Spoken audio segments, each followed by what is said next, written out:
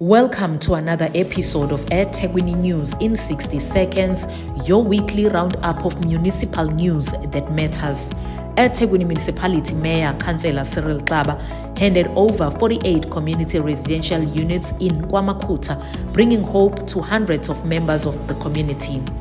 A total of 10 businesses are participating in the Global Entrepreneurship Festival in Accra, Ghana, as part of a collaborative effort between eThekwini Municipality and Trade and Investment KwaZulu-Natal.